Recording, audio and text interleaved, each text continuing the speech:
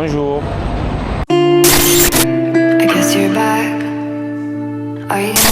Moi, c'est Monsieur Obia Nadian Rossi Churette, connu plus sous le nom de l'effet Rossi Obia, membre du Conseil consultatif de la jeunesse, président de l'association Réseau des patriotes congolais, influenceur web et porte-parole des confinés en cette période du Covid-19. Le Conseil consultatif de la jeunesse est la volonté du chef de l'État suite à la consultation de tous les pouvoirs, le pouvoir judiciaire, législatif et constitutionnel. Le chef de l'État avait bel et bien voulu mettre un organe qui devait être animé par les jeunes, qui est le Conseil consultatif de la jeunesse. Le Conseil consultatif de la jeunesse a pour mission d'émettre des avis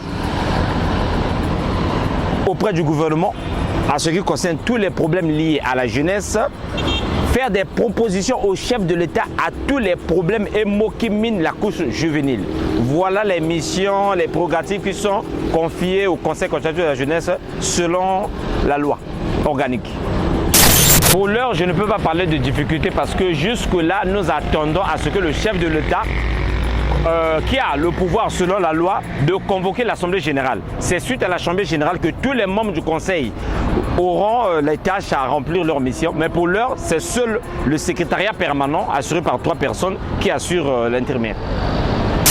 Mes ambitions politiques, c'est d'abord qu'il y ait me lancer en campagne législative, pourquoi pas, parce que ce qui m'anime d'abord, c'est un élan patriotique. Comme vous le constatez sur les réseaux sociaux, sur la toile, comme je m'explique.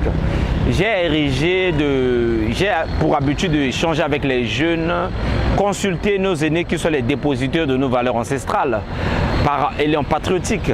Mais ce qui m'anime dans la politique, c'est parce que je constate qu'il y a un problème de déséquilibre. Certaines règles ne sont pas appliquées à la lettre comme la jeunesse entend. C'est ça le problème. Mes ambitions, vous savez, on ne fait pas la politique parce qu'on a échoué dans un domaine précis où on veut avoir un rang social quelque part.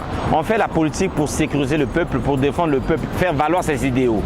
Je pense pour moi, le seul moyen pour moi de bien faire valoir me lancer en politique, c'est être un élu du peuple, me lancer en campagne législative.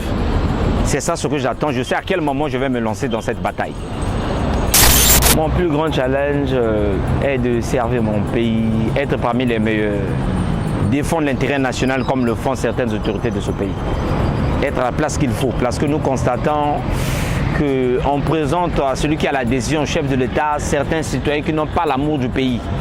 Mon challenge est d'être représenté, être placé à la personne pour bien défendre la patrie. Comme je le fais, comme vous le constatez sur la toile, quand je touche du doigt la réalité que subit la population, que subit le citoyen, le souverain premier qui est le peuple.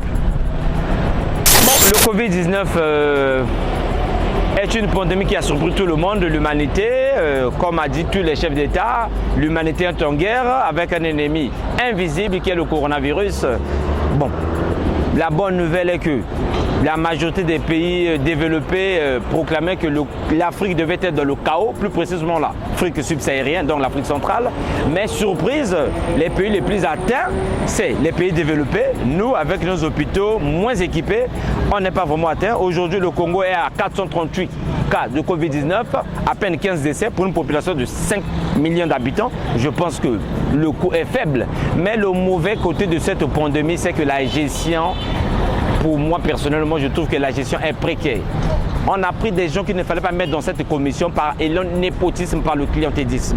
Voilà pourquoi vous allez remarquer, je ne sais pas si vous partagez mon avis, 70% de la population congolaise doute du Covid-19 parce que la communication est faible. Sur 438 cas, à peine une personne qui est passée à la télé pour dire que j'ai été atteint du Covid-19, que les gens doutent par rapport à sa démarche. La communication est faible, il fallait prendre des personnes qu'il faut. Voilà pourquoi j'ai toujours condamné ce comportement de prendre des gens par clientélisme, par népotisme, par repli d'identité. Pour l'amour du pays, on devait prendre des gens qu'il fallait mettre dans cette commission pour que l'opinion nationale soit convaincue de la présence du Covid-19. Ça, c'est le côté négatif sur cette pandémie que j'ai constaté. C'est un avis personnel. Ce qui m'anime dans la politique, c'est la situation que vit le pays. Nous constatons que les hommes, que le premier citoyen du Congo, qui est le chef de l'État élu par le peuple, étant donné que nous sommes dans une république, n'arrive pas à bien mener à fond leur mission titanesque, les fonctions régaliennes qui leur ont été conférées par le chef de l'État. Ce qui m'anime en politique, c'est ça. Nous constatons dans certains domaines, il y a trop de médiocrité.